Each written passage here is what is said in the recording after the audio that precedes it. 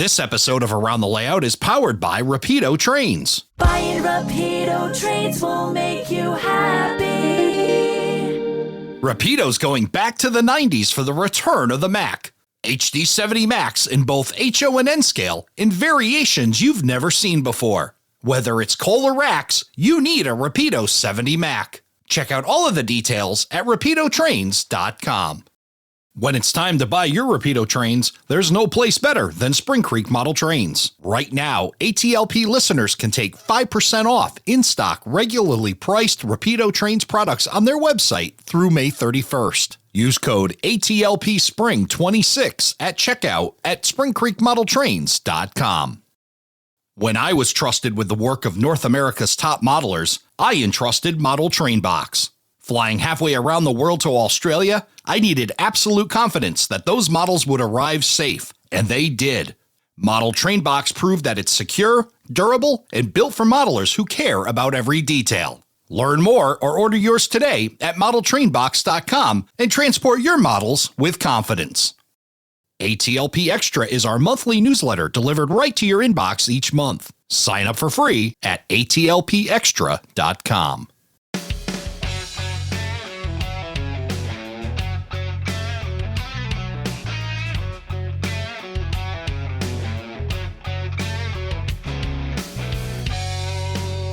Hello, everybody, and welcome to Around the Layout, where model railroaders come to tell their story. My name is Ray Arnott, so glad you could join us. In episode 231, we presented part 1 of our coverage of the Sydney RPM, with interviews recorded at the event. On this episode, we bring you part 2. All links that we mentioned during the show can be found in our show notes at aroundthelayout.com/232. So join me as we head back down under for the final installment of our interviews at the inaugural Sydney RPM. Enjoy!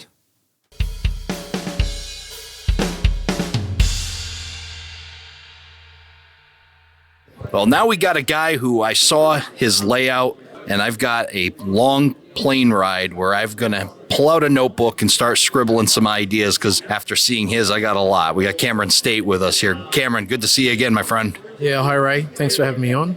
Glad to have you here, and boy, we had a lot of fun, didn't we? You filled in and got me toured around. We got to go see, obviously, your layout, and then we went over to Australian Modeler, which is Aucision, and then where else did we go after that? It was like a whirlwind. Yeah, we went to a gentleman's house that Steve recommended, and he was building a probably sort of Wild West era, maybe 1920s Santa Fe layout, and that had beautiful scenery. Like desert scenery, amazing. Yeah, absolutely. It was in the shed. Like when we got to the place, you would never know, right? It's like this. It was like a patio, and he kind of walled it in and everything else. So, all to say, you never know when you drive through these neighborhoods where these model railroads exist, do you? No way. No, you got no clue. He did a great job with that outdoor area that he built. So yeah, he enclosed the space and made it comfortable and air conditioned, so he could just work away as he needed to. And I think maybe your layout would have qualified for that up to about recently. I mean, kind of lone wolf modeler and doing things. Tell for the folks that may have missed the video, and we'll share the links back to that. We did a live from your layout, but for the ones listening to here, the audio podcast, tell us a little bit about your layout and what we were seeing in there. So basically, yeah, my layout is built in a small bedroom, the smallest bedroom in our house, and it's about 10.5 feet by 9.5 feet, roughly. It's around the walls shelf layout, and I've built surround staging, which I've seen on other railroads in the past, models, but I thought I'd just try it myself. And that way I can stage maybe up to 4 trains, and some of them are quite long, like maybe 2 6-axle locos and 14 freight cars. So yeah, they're hidden behind there, but I can bring them out of staging and run them through the layout. So it's more like a rail fan layout, and I can do a bit of switching, but predominantly I just like to see trains running. Talk about your modeling before this, and before you step out, and then talk about what brings you out from that, where you were one of those layouts in the neighborhood, right? It was there, but nobody really knew about it. Talk about coming out of that. Yeah, so I was a lone wolf modeler, and I was just trying to connect with people. Like I knew the guys at Australian Modeler, and I had a friend who came over a couple of times to look at it, but I just sort of by myself really. So when I saw the RPM come up on Facebook, I thought, I might apply for that. So I sent an email in, and Justin pretty much called me straight back, and he talked to me for like 45 minutes, and we just got along really well. And he was really excited for me to come along, and I was as well. So I thought, what a good opportunity. And he said, you're going to meet great people and make connections. So that's exactly what I needed. Yeah, it's amazing, and I'm glad you're now experiencing that, the beauty of sharing the hobby, right? And then meeting all these other people, and now, within weeks, right? We're now connecting. We're here at the Sydney RPM. You're amongst 100 or so other modelers that are kind of your people, and finding them. And, now you've got Justin kind of pulling you in. I'm sure you're going to be over there operating quite a bit. So you had a lot of cool things happening for you. Well, it's like a whirlwind. It's gone from zero to 100 so fast. I was saying to you the other day that, just going from a lone wolf to meeting like 15, 20 people in a few weeks, and, messaging them and talking to them on the phone, and especially with you, Ray. So, it's just been amazing.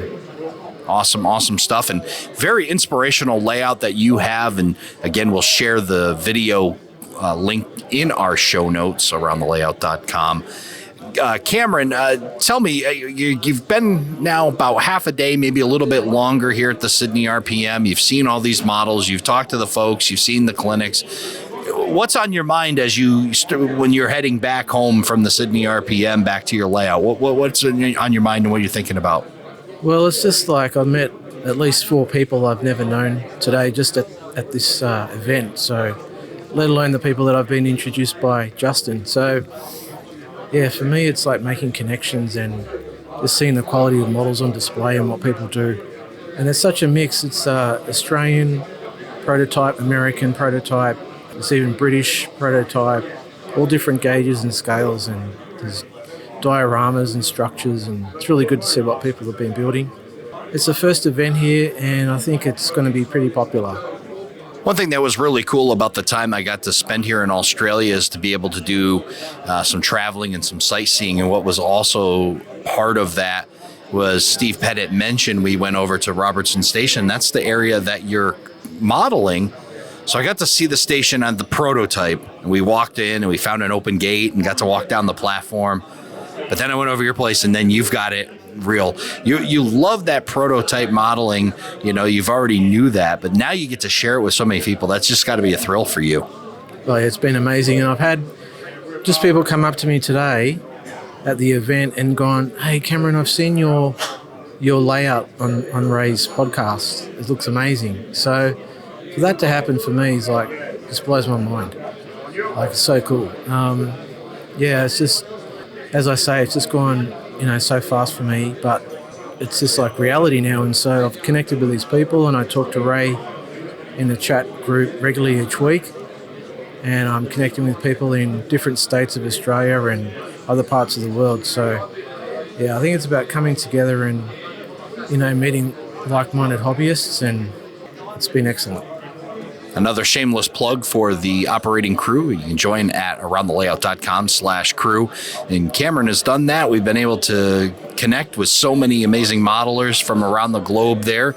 You're part of that Thursday night Australian chat, I like to call it, my very early Thursday morning chat. Was nice this time. I actually didn't have to get up early. I could stay up late and be on the same time schedule with the rest of the folks here in Australia. But we'll go back to that normal thing where I'm up real early, but we get to talk to so many great people and connect, and we do that again on Tuesday nights for the North American folks. And a lot of fun, a lot of great things that happen. Again, it's so much better shared when you get out and find your people. And Cameron, you found your people, and I'm so glad that we were able to connect and hang out and have a great day together. And look forward to seeing more as you continue your layout and inspiring me. And boy, like I said, I'm going to be on that plane with scribbling a lot of notes about what I could potentially do in a small space. And well, I think we're going to be doing a little bit more with you back here on the podcast. But until then, go back and enjoy the Sydney RPM. Thanks, Ray. Enjoy the RPM. Thank you.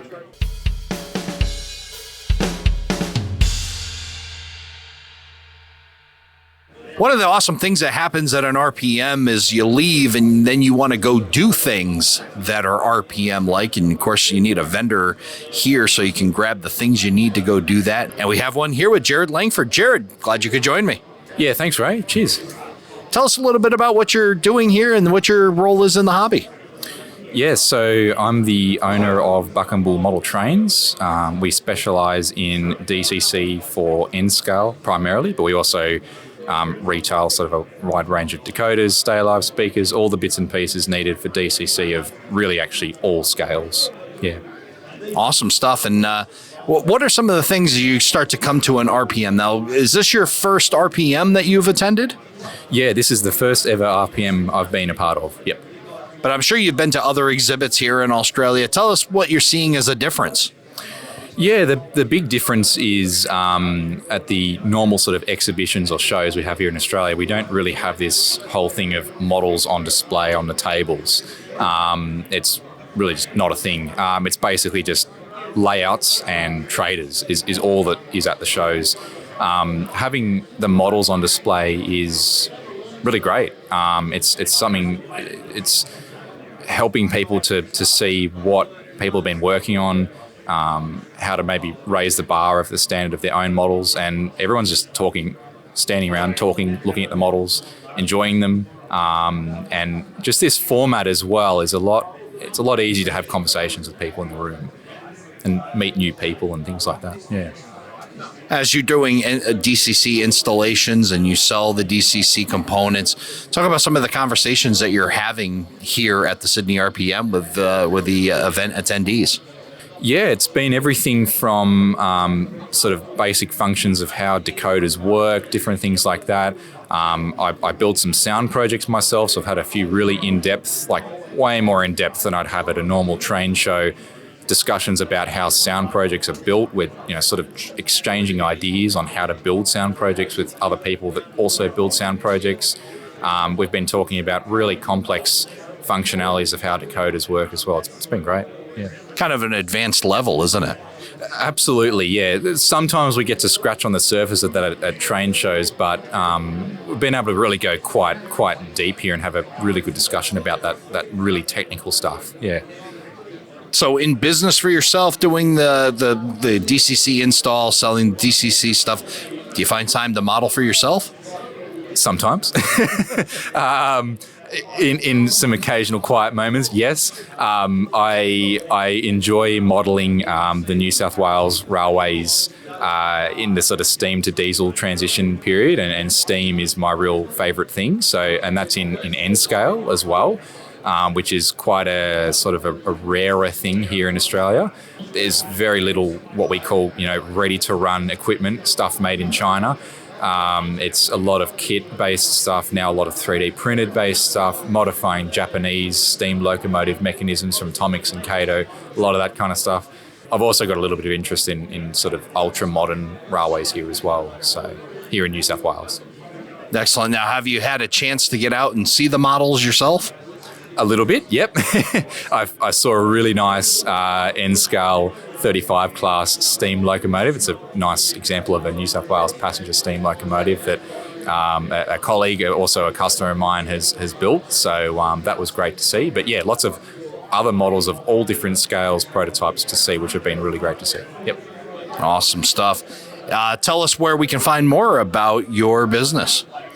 Yes, you can find more about my business on my website, bmodeltrains.com, short for Buck and Bull Model Trains, because I realise that Buck and Bull is not a very easy word to spell and quite an unusual word. So yeah, bmodeltrains.com. We're on Facebook and Instagram as well, as just you're better off to sort of look for Buck and Bull Model Trains there.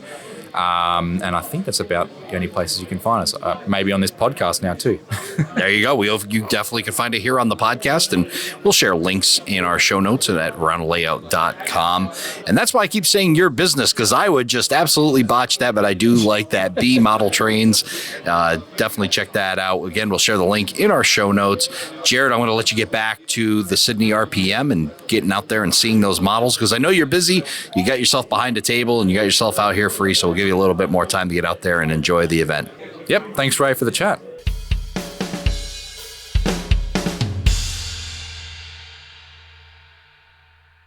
Well, we're visited here by another vendor here at the Sydney RPM, Lyndon Summers. Lyndon, good to meet you.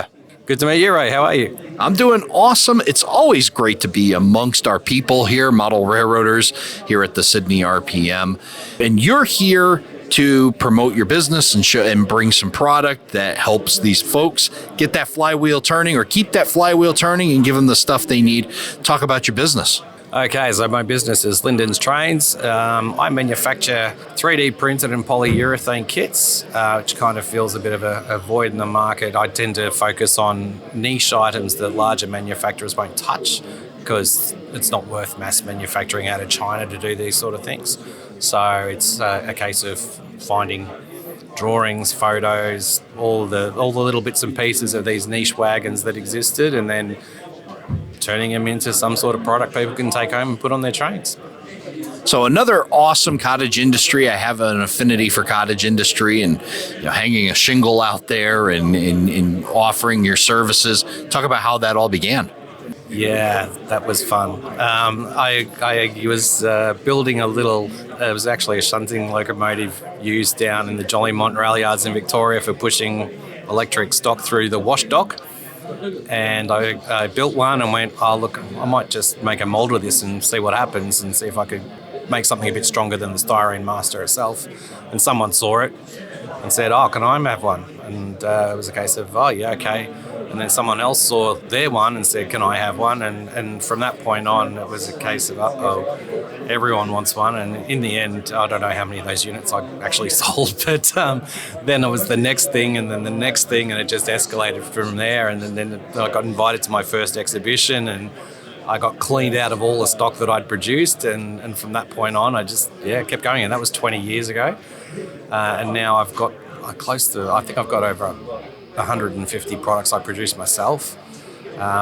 Plus I resell other cottage traders' goods as well. So it's built up into my little business, and lyndonstrains.com if you're interested. And that's how it started, and now it's where it's at. So in business kind of by accident, and again, creating something for yourself and then providing it for fellow folks. And that seems to be a common thing with cottage industries and how they get started. Talk about some of the kits, and what would you say is your most popular kit? My most popular kit is actually it's a Victorian Railways open wagon, which it's a pretty easy kit because it's a one-piece body. You just attach bogies and a few detail parts, and it's pretty much ready to spray, decal, weather, and away you go. But I've done a couple of other ones that have been quite popular, which are guards vans. But a lot of my structures that I do, so shops, particularly shops that are more older in style, and some of them even have a bit of an American influence to them as well, older colonial style shops, are very popular. So I have a range of those that I produce as well. But now I'm doing a lot of detail items like ice fridges and fruit crates, actually based off the Californian citrus industry in the 50s, and other bits and pieces. So it's expanding. It's just one of those things that's getting crazier and crazier and more out of hand. But it keeps me busy and keeps me out of trouble. The idea of an RPM is to share ideas. Talk about the ideas that have been shared with you as folks are coming up and learning more about Lyndon's Trains. Are they providing you with some new ideas as well? Yeah, it's dangerous, this sort of thing, because there's always opportunities to do new things, and there are guys here from New Zealand and other parts, and I was about to say other parts of the country. New Zealand's not part of Australia, but anyway, we won't tell them that. So you've got different prototype modelers here. There's guys doing American stuff, narrow gauge guys as well. And I've done a bit of narrow gauge, and personally I model Queensland cane railways at home because it's different to everything I produce commercially, so it gives my brain a rest from the business side of things. I think this sort of event, this has been a really successful day today. Lots of people getting out, just talking to each other, learning from each other, sharing ideas, and generally by the look around the room, everyone's having a great time as well, and that's the important thing.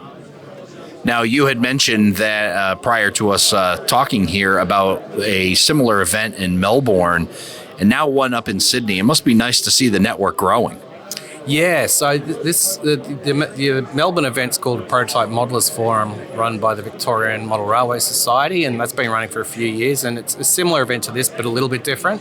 But now that this is happening in Sydney, it's great, and I think this might be a really good format to expand to potentially Brisbane, even the Gold Coast, Adelaide, and even Perth. You could do all the capital cities around the country.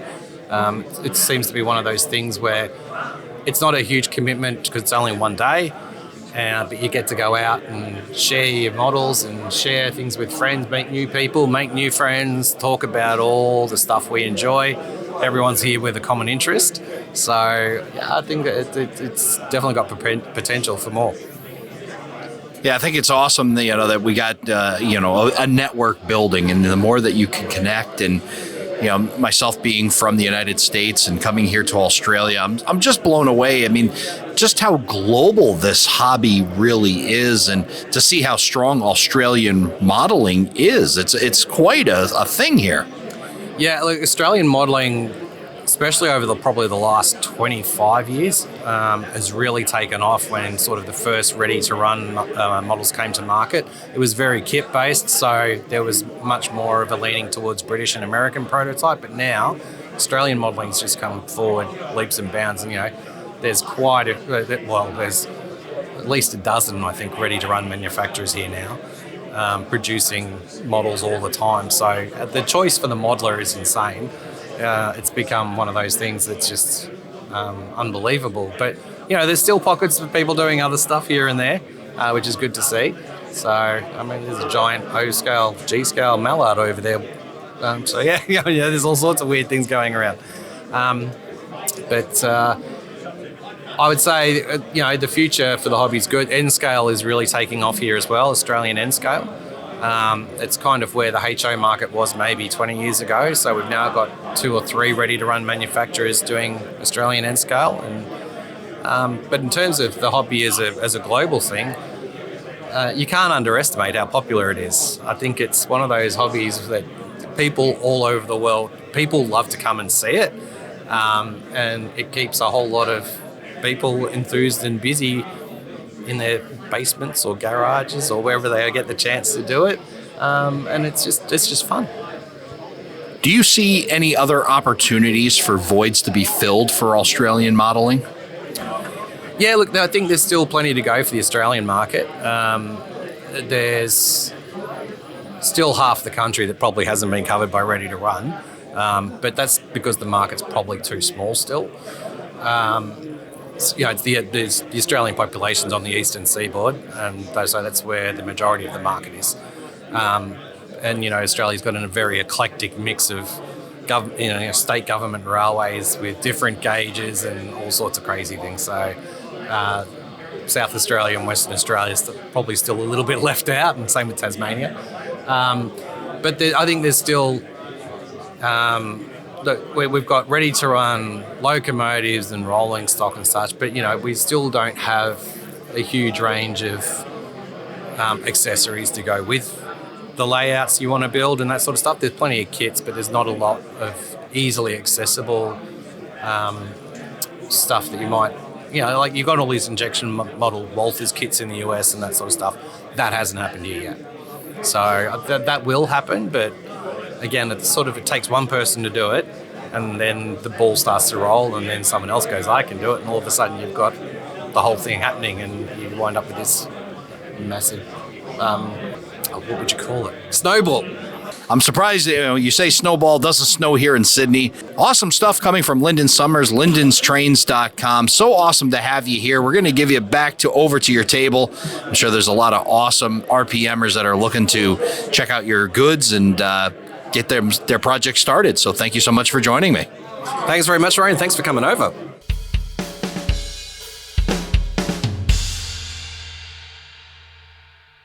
Well, there was only a few familiar faces, ones I've seen in person when I landed here in Australia, and I've run into one that we got to meet down in Texas, Greg Harper. Greg, good to see you.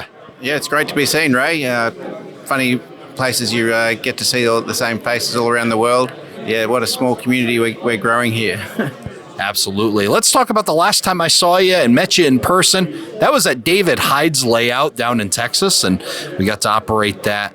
And, you know, to talk about David Hyde's layout, we got to have him here on the podcast and interviewed him. We'll share the link to that in our show notes, but we had an absolute blast over at his place, and what a great little layout to run. Oh, yeah, David's become a really good mate, I would say. I actually wrote to my American friends the other day to explain them kind of what mateship was all about. But no, David's a champion fella and great modeler, very enthusiastic, just a real inspiration for our whole hobby, really. So here at the Sydney RPM, the first inaugural Sydney RPM, have you been to either here or in the States, have been to an RPM event before? No, I've been to a lot of American events, but never an RPM. Melbourne has run a version of an RPM for quite a few years, but it's very focused on Victorian modelling. I'm an American modeller, so I was very keen to get up here, support Justin, and to see how it all comes together. And yeah, it's been a great success, obviously. How are you finding the mix?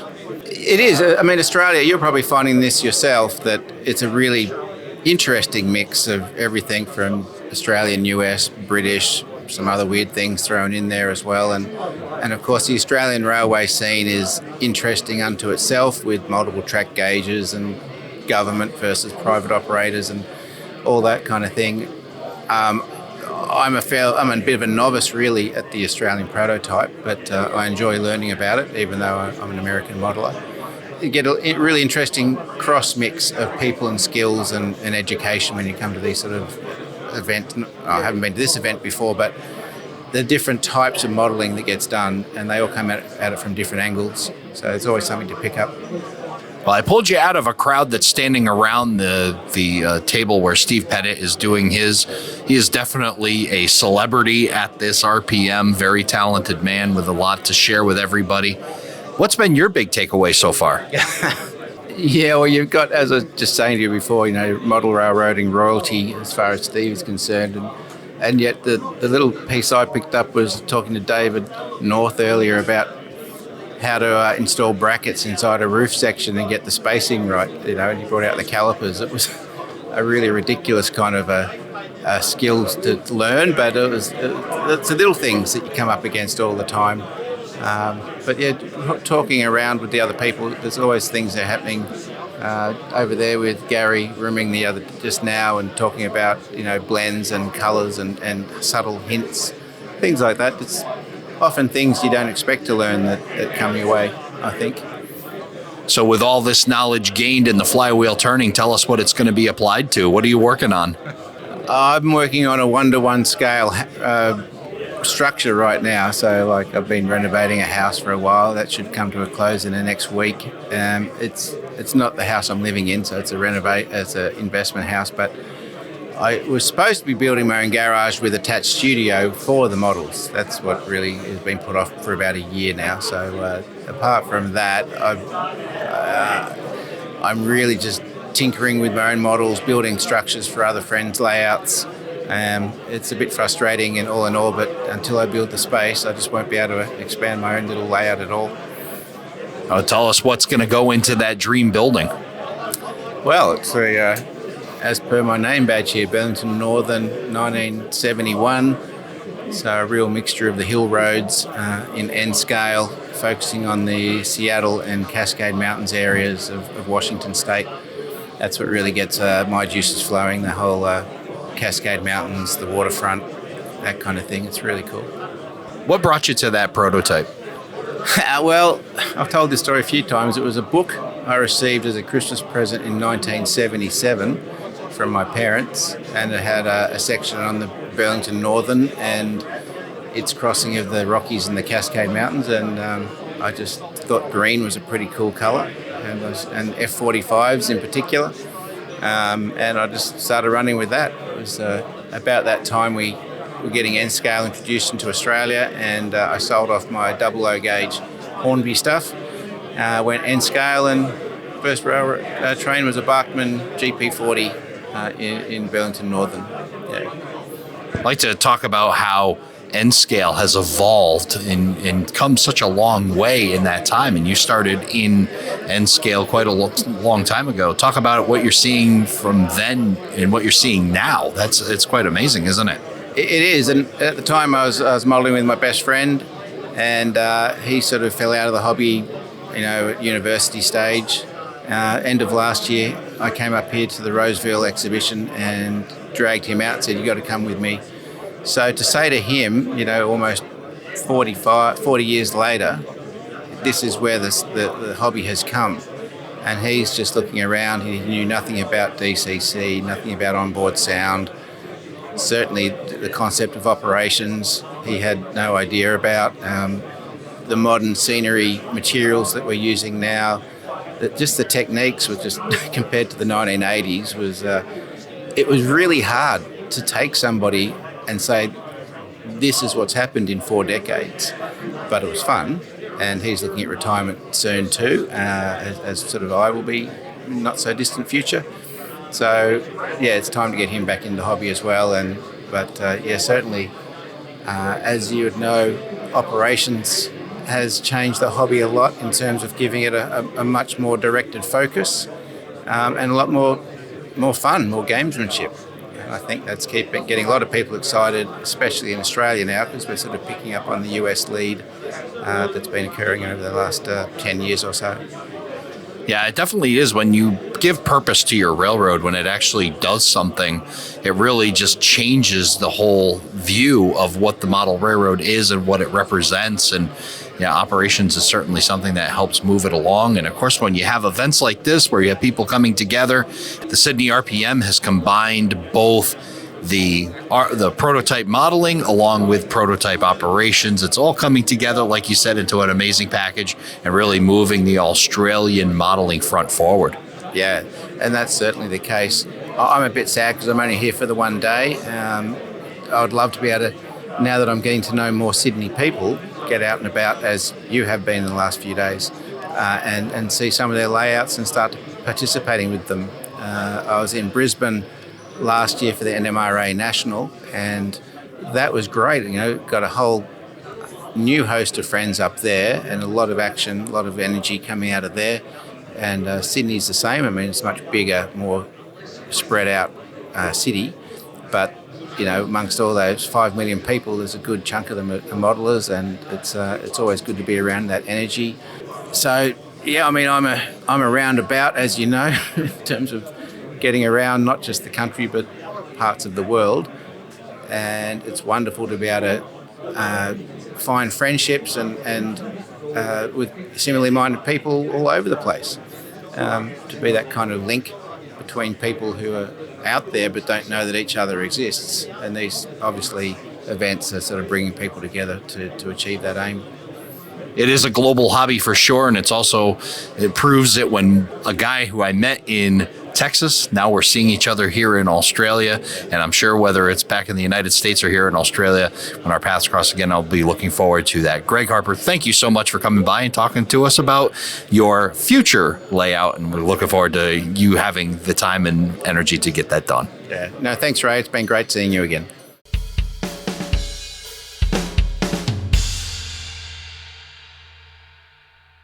RPMs are all about meeting new people, and I get to meet a new friend here, Kieran Ryan. Kieran, nice to meet you, my friend.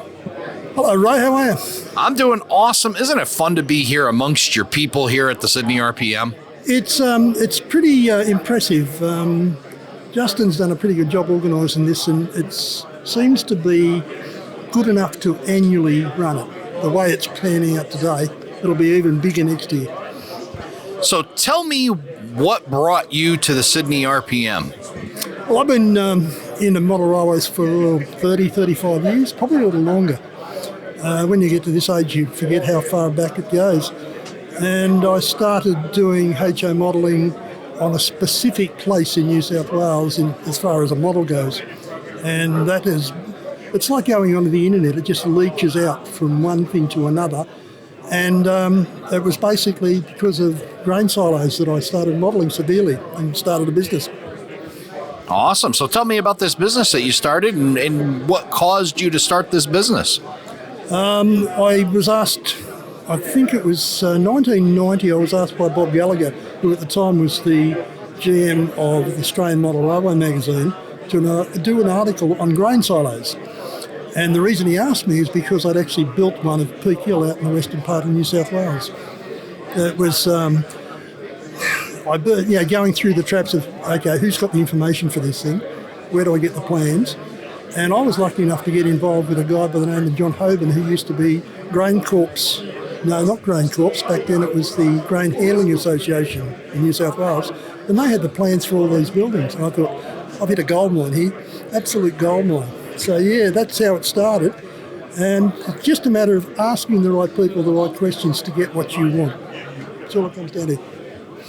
So you're in the business of creating industries, these grain silos for modelers here in Australia. Do you see a big difference? I mean, I don't know what your familiarity is with North America. We got those as well.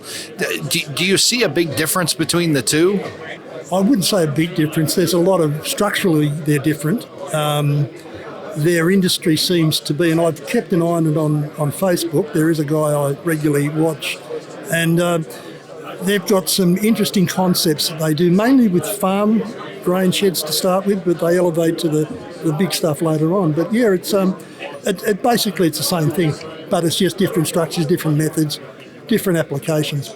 I know most of Australian railroading to be unit trains and those types of things, and with these industries. Are these industries being used for pure modeling? Do you see more folks using them for operations-based stuff? Are you starting to see a difference in the purposes for these industries? Yes, because you're right. Bulk trains seem to be what Australia does best. And the modelling industries, manufacturers of rolling stock, they've suited to that because they've come out with a lot more product since the old days of people scratch building everything. So yeah, it's been taken up by the big players in the game. But even myself, I started out with my first kit being an etched brass kit to upgrade an existing wheat wagon from AR kits. So we made it better. We put a few brass pieces on it and made it more attractive. Basically, that's how it started. I've asked a few folks that have been up here that have cottage industries as part of it. How does it affect your modeling? Does it seem to get in the way, or does it seem to enhance it? How does that hanging that shingle out there seem to affect your own personal modeling? Time-wise, it probably does. As far as elevating your skill levels, you've got to produce something better every time.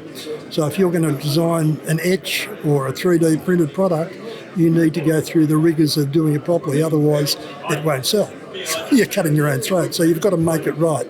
So that development of a product is no different to you scratch building to make it exactly what you want. Tell us more about where we can find more information on your company and how we can order some of these kits. Kieran Ryan, it's actually krmodels.com.au. And it's been down for 3 days because of my server, but that's another story. It's back up and running, and I'm changing it all the time so it increases. And most of the time what I put on there as far as grain silo kits or big kits is I actually put a PDF file on there on the instructions in colour so that they can actually make their mind up before they buy the kit. They go through the instructions step by step like a PowerPoint presentation. Yeah, kind of getting to know what you're getting into, right? Yeah, they know exactly what they're buying. There's no, and admittedly, that side of it I've been a little lax lately, so I'm having to update those pages. But when they get updated, people start responding to it. So yeah. As a manufacturer coming to an RPM, talk about some of the ideas that you're walking away with as you leave here today. It's really no different to when I go to an exhibition, because people are doing the same thing here. They're talking about what you're doing or what you've done. Do you do any more of that? Have you got a new product out? The new products are a totally different thing. I've got guys coming up to me all the time with, can you do this for us? And I said, well, have you got a plan? You got a drawing? We can do anything you want as long as you're prepared to supply something where we can get it started. So that's something today that's been different to other times. Guys are coming up with the ideas that I might be able to help them with. Well, awesome stuff. We'll share links to your website on our website, aroundthelayout.com. Thank you so much for stopping by and telling us your story. Absolute pleasure, Ray. Thanks for interviewing me.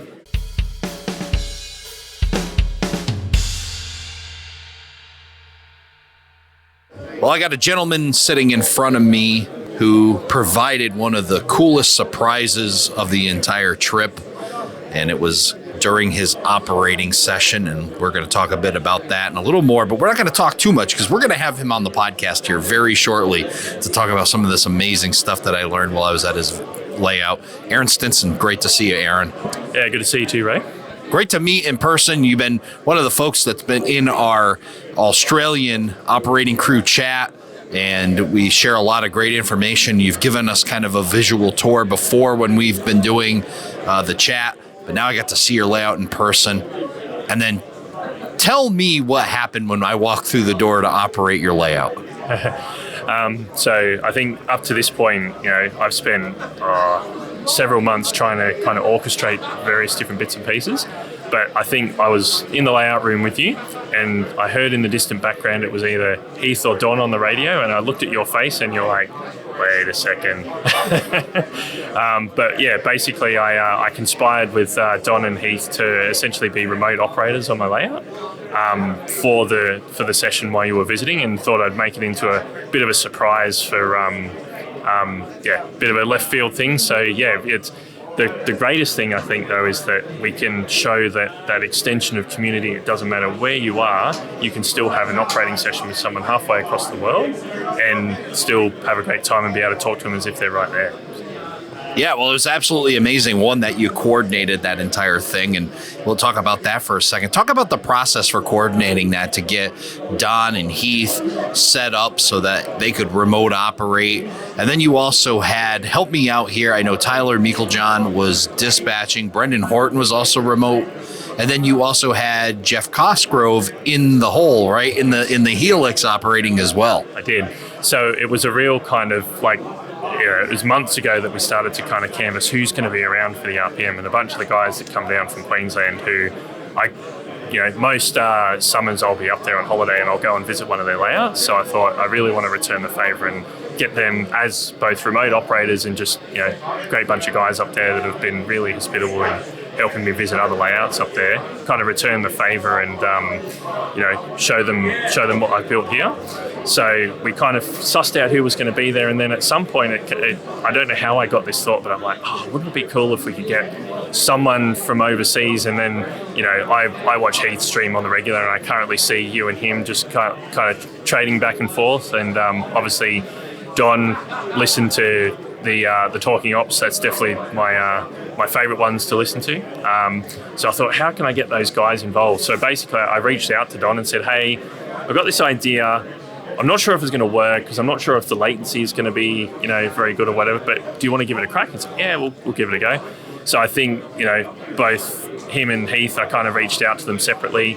And then what I did is I worked with them a couple of, I think it was Don, it was a few weeks ago.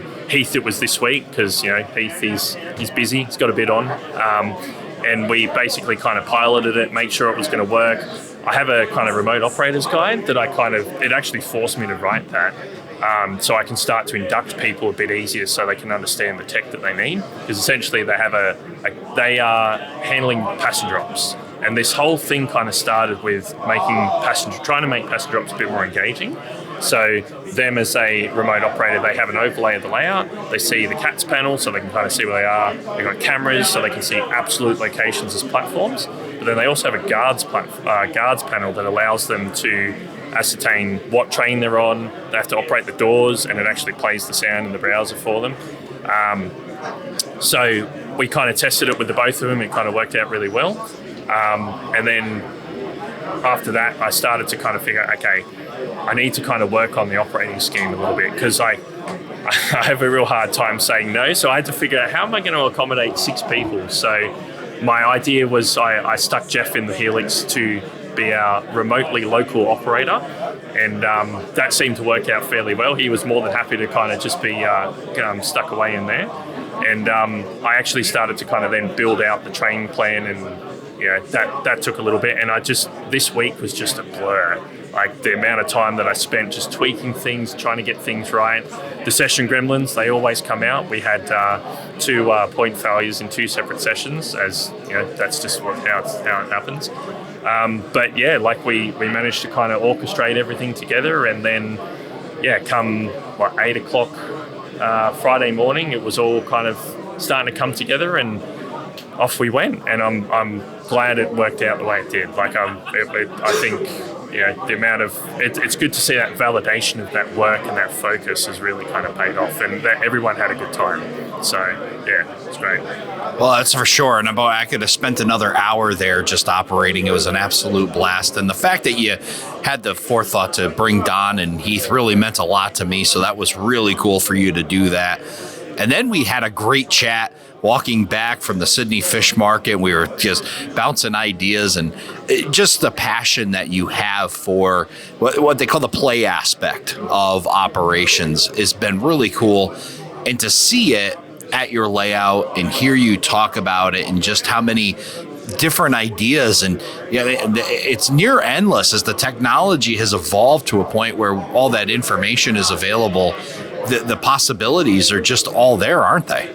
Oh yeah, absolutely. Like my background, I work in IT, so I've got a little bit of a kind of brain for that, but I say to people now, with like generative AI platforms, you can really start to kind of mold that idea into something that you can use.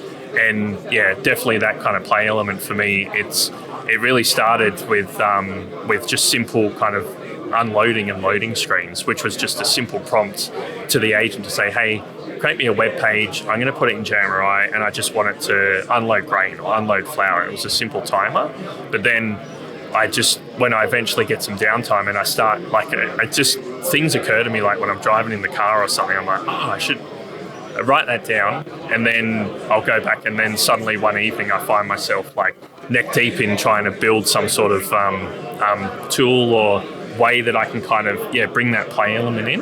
That dashboard that I had up on the screen, I only built that like 2 weeks ago. It's been on my to-do list for a while, and I think one evening I was like, I want to give it a crack and just see what it can help me build. And because of the way that I've kind of built the layout and the data that I get out of it, I'm being able to kind of use that as feedback for the dashboard and other bits and pieces.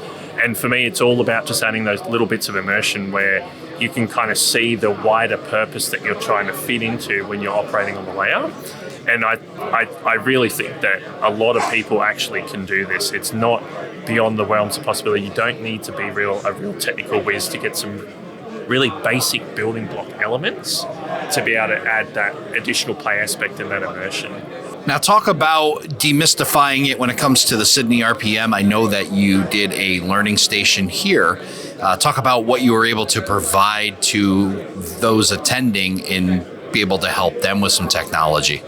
Yeah, so I think I'm a really big kind of, I think one of the, my layout itself, a lot of it is actually using home automation technology for its control system. I got the idea from one of my work colleagues who was just saying, like I was telling him about what I was doing and what my ideas were, and so, have you heard of this thing called ESP Home, which is a home automation platform for like microcontrollers, so like, ESP32s, not Arduinos per se, but kind of Arduino adjacent. And that's kind of where I started to pick apart, what is it that we as model railroaders kind of need technology for? And a lot of it is, if an input occurs, then go and do something. Or if I tell it something, go and do that thing. And that's what I kind of spelt out for people today. The learning stage that I did today, like if I contrast it to where I've kind of presented previously, I've got a pretty fixed slot. It's a bit of a presentation format. There's a bit of time for back and forth, but I find the most value, especially with this learning station, is to kind of be able to walk people through the process.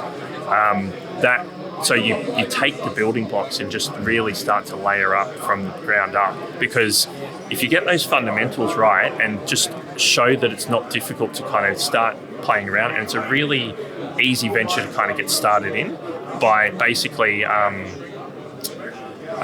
getting like something simple like an ESP device that's like $10 worth of kit. you can start to play around with it and just get to grips with the platform. And once you get to grips with the platform, the bits and pieces that you can kind of combine with it, suddenly you're like, well, I can do my block detection, and I can do my point control, and I can do this, and I can do that. So yeah, I spent about 3 hours this morning just kind of stepping through people that process. And I had a couple of people that sat through the whole thing, which I was very grateful for.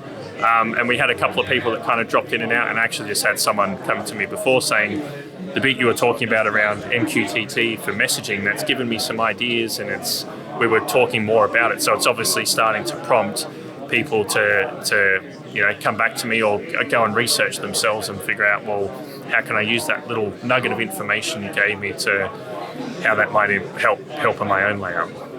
We talked about what you shared. Now talk about why and your passion and how that felt to be able to have a forum like the Sydney RPM, to be able to have the ability to connect with others and talk the talk, right? And be able to tell them how they can add that play aspect to their layouts. I love nothing more than just being able to impart that knowledge and share that passion for this hobby. Like, this hobby has given me so much once I've stepped out beyond the kind of basement. Very much that kind of lone wolf goes to a convention and suddenly you open the floodgates. But just being, amongst like-minded individuals where we've all got our own kind of passion subjects, and we're able to kind of bounce off each other different ideas. And it just prompts additional conversations of, how I might be able to do something like, what's the next thing that I want to iterate to improve. It's really, really rewarding being able to just impart that knowledge to others and really support others to be like, don't be intimidated. Like, me personally, I like electronics. It's just what I enjoy. But you stick me in front of a car to weather, I'm like, nah, I don't even know where to start. But I think it's that kind, you can kind of have that conversation with two different people, because I can impart that knowledge around electronics and demystify it and show that it's not difficult, whereas someone like Steve will gladly do the same for weathering. So it's very reciprocal in that sense. Do you have ideas for the 2027 Sydney RPM and things that you might be able to present then? So I'm currently staring at my signals on the table over there, and they're PCB ones, and I keep saying that I'm going to build shrouds and 3D printed enclosures for them, and I think I've got to try and make that happen. I'd really love to do something around remote operations, because again, it's the recipe around, what I had yesterday on the layout. It's a culmination of a lot of layers to get right. But I feel like if you start with a grounding of a good solid base, and you just iterate and improve and add and just keep everything I think hold yourself to that little bit of accountability around the performance and what you build being robust and reliable. I'd love to be able to kind of just show that journey around remote ops as well. And really, my passion project is operations. So give me an operations topic and I'll try and turn it into something interesting. Yeah, like I said, your passion for operations and again that play aspect, that interactivity, and it really ties into an RPM, railroad prototype modelers, and what you're doing is bringing more of that reality to the railroad using technology to build that better simulation, right? It's all a big simulator, and you're looking at it in that aspect and finding new ways to make the simulator more lifelike. So I can't wait to get you back on the podcast, and we'll do a full interview. And I know Don is chomping at the bit with 100 questions, because I think he's got his mind rolling as well as to ways that we can incorporate that into our layout, especially Don. And I'm even thinking myself for the future. Amazing stuff. We'll leave that for another podcast. We'll let you get back, enjoy the rest of the Sydney RPM. Aaron, thank you so much, not only for coming here and talking to me for a few minutes, but also making the visit to your layout extremely special. Really looking forward to getting back to Australia and doing it again. Awesome. It's been great to be involved, and it's been great to finally meet in person rather than on a screen. So yeah, thanks again.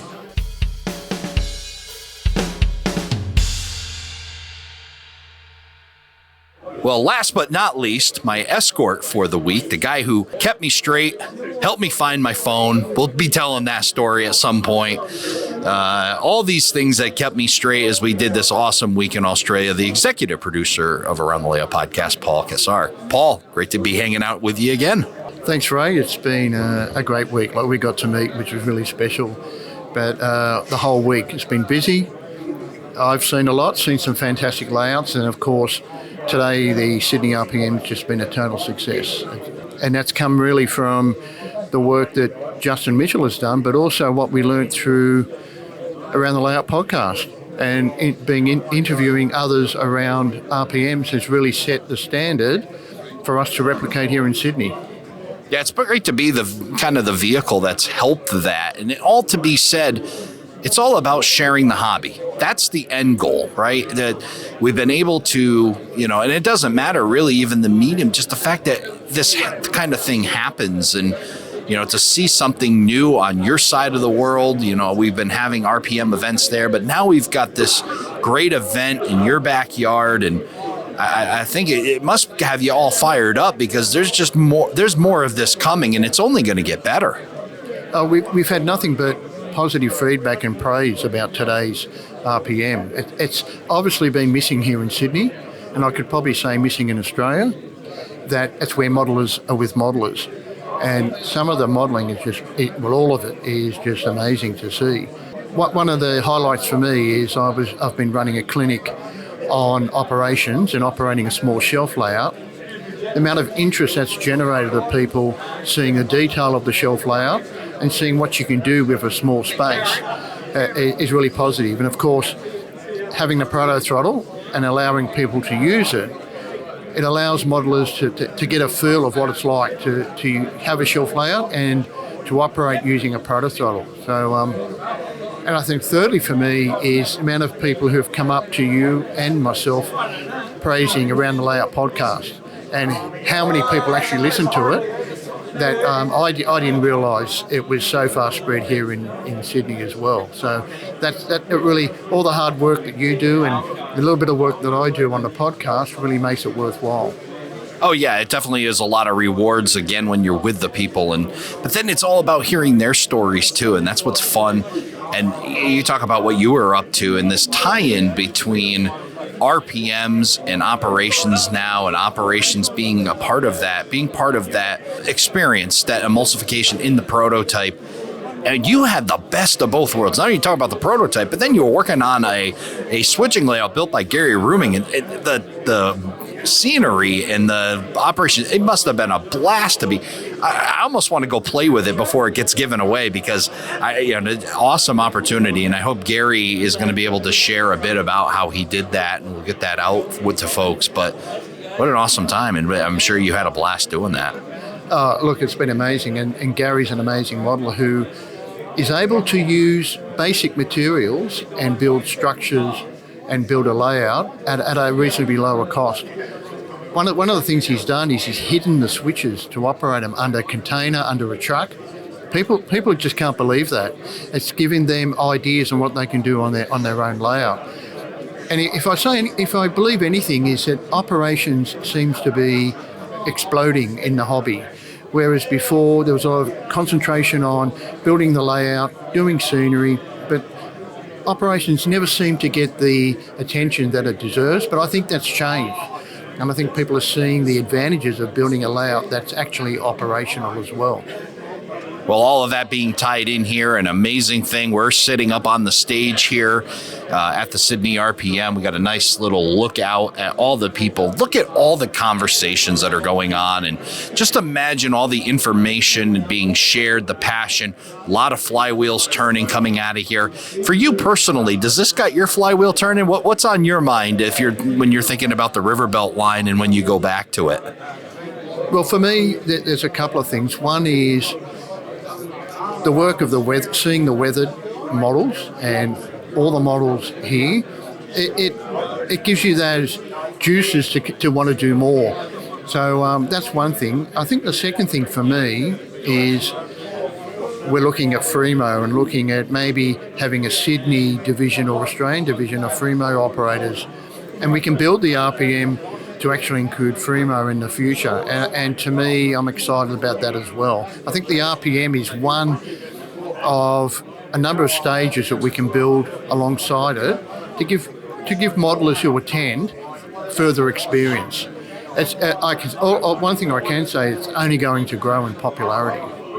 Oh, I think you guys are off to a fantastic start. Kudos to Justin and the whole team and folks like you and everybody else who's been involved with making this happen. The behind-the-scenes work that goes into all of the planning, all the learning stations, and making sure that the supplies are all here. Excellent stuff here. Paul, thank you so much for not only your hospitality this week, but joining me here to wrap this up in our coverage of the Sydney RPM. A trip I will never forget. Even though I forgot my phone, I won't ever forget this trip. So thank you again, Paul, for being a part of that. Thanks, Ray. And also a special thanks to our North American modelers who provided those unbelievable models, which were very popular. A lot of people came and had a look at them and were very impressed with the highest level of modelling that were displayed here. So thanks, everyone. You know who you are, and we really appreciate the efforts you put into it.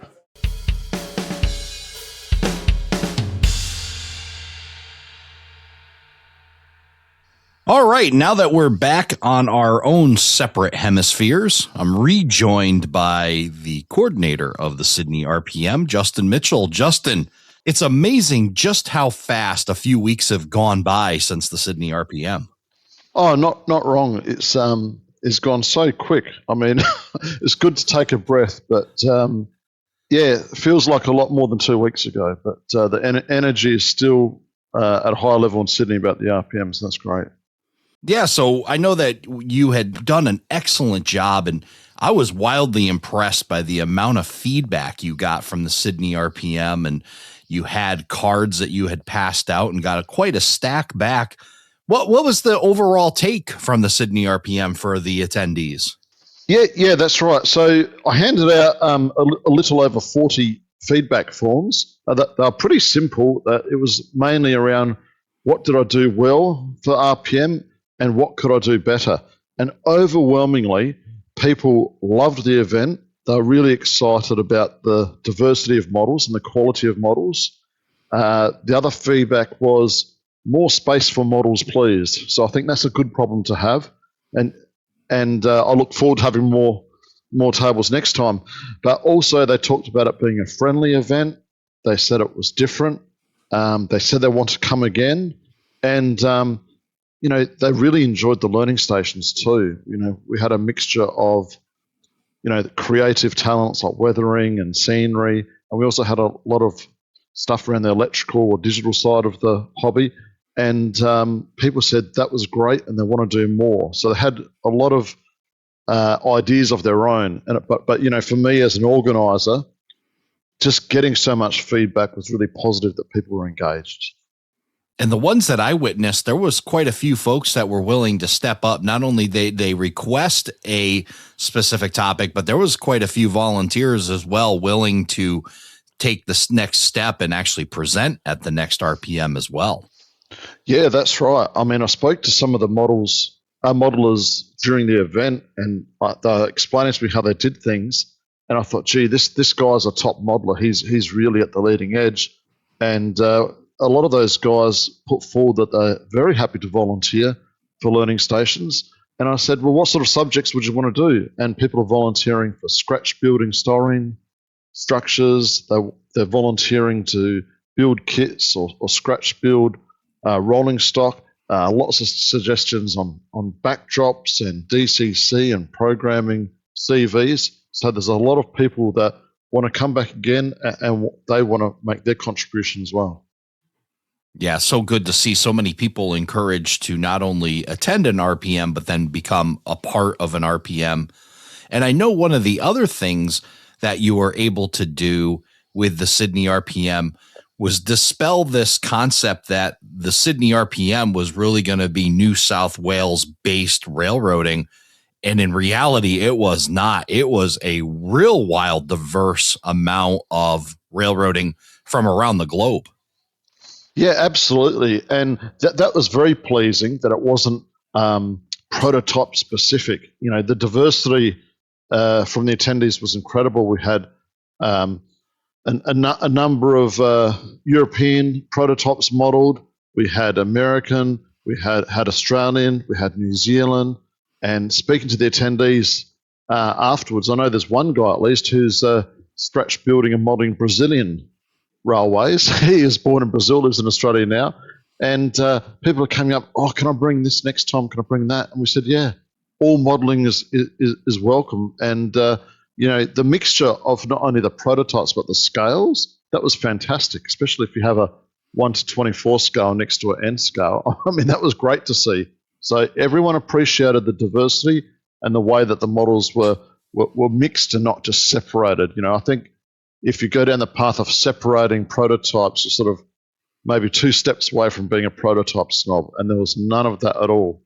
And it was really obvious on the day that people were mixing from different circles and from different backgrounds, and that was something that people really appreciated. When you launched the idea for the Sydney RPM, I don't believe you had attended any RPM before, and yet you kind of dive right in, feet first onto this whole idea of let's have an RPM in Sydney. Now that you've hosted this first RPM, and now that we're seeing a trend of RPMs not only here in North America, but now obviously in Australia with the Sydney RPM.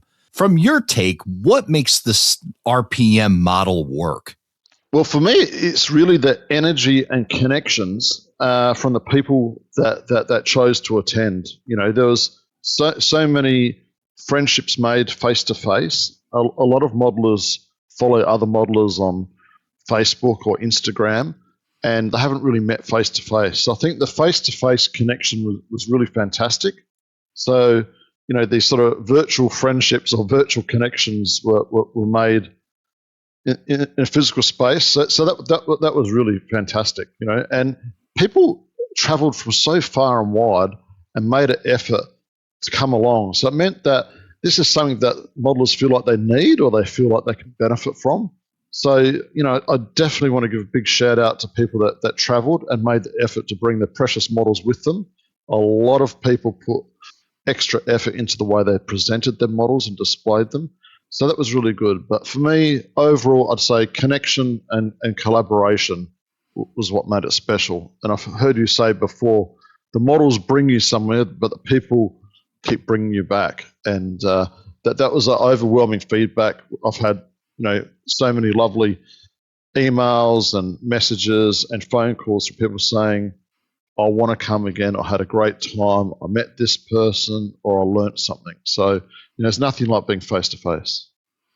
You mentioned the folks that traveled to the Sydney RPM to attend, and then the support that you received from far and wide was also really impressive, wasn't it? It really was. I mean, there's so many people that rolled up the sleeves and helped in the preparation for the event, and on the day itself, it felt like I didn't have much to do. I was sort of floating around, looking and watching, but people just made it happen. People just made it happen for sure. And I'd also like to give a big shout out to the not only the amazing attendees, but all of the sponsors and the Learning Station presenters. I mean, they all brought their passion and expertise to the sessions in the day. And, even the modelers that weren't present, but they contributed by sending in, the North American contingent cars. I mean, it felt like we're well connected on site and to the wider community. And that really made a big difference. One of the great things about an RPM event is when it's over, that flywheel is turning. Talk about your personal flywheel. What do you got on your mind with the surf line and your modeling? What's got you fired up now coming out of the Sydney RPM? I think, like a lot of the attendees, I was working on a structure so I could take something to the RPM. And so many people said they've had these projects on the back burner and they got out and they did some weathering or they finished building something. So a lot of people had their flywheels turning beforehand, including me. I built up a structure, and it's funny. I built this structure for the surf line. As soon as it was finished, I didn't put it on the layout. I put it in a box ready to take to RPM. So following from RPM, which I had a fantastic time. I guess I'm already looking forward to the next one. And for the next one, I'm thinking, well, what can I bring next time? So I'm definitely going to be building more structures and super detailing some rolling stock. I'll take that to the RPM. And, so many people said they learned something, they finished a project, and they want to keep working. So I think that's great. I mean, as modelers, we have so many unfinished projects in parallel, but to start something and finish something, that's also an accomplishment. So I really want to finish some things off for the next RPM. And, the way I'm talking, you might have guessed, I'm happy also to announce that we do have the Sydney RPM for 2027 planned and booked on the 10th of April. So, I'm looking forward as well. It's going to be a great time again next year in 2027. Tell everybody where they can follow along and make sure they know everything that's going on with the Sydney RPM. Well, we have the website, www.sydneyrpm.com. So that's got all of the information for this year's event. We're updating the photo gallery to show everything how it was, and that's where they can follow updates for the next event. And I'll also be posting in coming months on Facebook and Instagram, and for the Australian residents and Australian Railway Modelers magazine, there'll be more details there as well. Excellent. We'll share all the links to that in our show notes, aroundthelayout.com/232. Well, Justin, 9 months of planning, all of this amazing stuff finally came to fruition in a RPM that was memorable, personally, a once-in-a-lifetime opportunity I will never forget, and I am so grateful to you for that. And I'm so grateful to all the folks that made my visit to Australia an absolutely amazing adventure. The Sydney RPM is well on its way, over 100 attendees. Boy, I'm just looking forward to being a part of it from afar, helping, supporting, and seeing the Sydney RPM grow to one of the absolute most amazing RPMs on the planet. Justin, thank you so much for joining me. Thanks, Ray. Talk soon. Thank you for joining us for this episode of Around the Layout. Learn more about today's episode, check out past shows, and much more on our website, aroundthelayout.com. Show your support by becoming an operating crew member at aroundthelayout.com/crew. Follow us on social media, aroundthelayout.com/social. And send us your feedback, aroundthelayout@gmail.com. Thanks for hanging out with us around the layout.